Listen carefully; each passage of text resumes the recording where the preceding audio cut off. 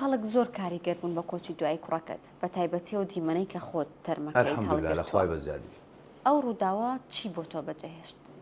ئەو ڕووداوە ئەمە دەبی هەمومان شکر بینێت و دیمەنە کردیتێ خەڵک تەئسیر بووە بە لە دەستدانی کوڕەکەمە من بەخێوم کردێت زەرجی منە لە دەستی دەدەم خوا دایتێ من خوا دەیباتەوە، بەڵام من زۆر لەوە گەورەترم دیتووە کە ئەو شتە تەئسیر لێ نەکا. من لە یەک ساڵی خەبەریان بۆ هێنام وتیان بابت ئەمری خوای کرد لە زیندان بووم.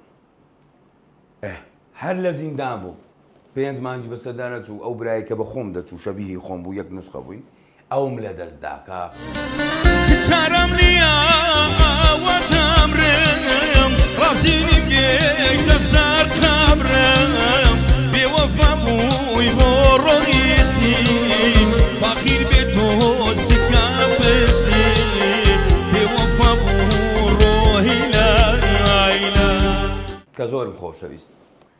دوایە کە هاتمە دەرەوە داکم لە دەستدا، کچەکەم لە ناولانک دوو پشک پێوەدا لە دەستمدا، ئەو کوڕەشم لە دەستدا 5 لە ماوەیەکی کەم هەردن خوای زۆر شکر. چ دەکری؟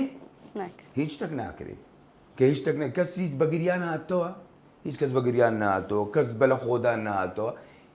باشترین شت لەو دنیای بڵێ ئەڵڵا خوایە زۆر شکرم بە هەموو شتەکانم.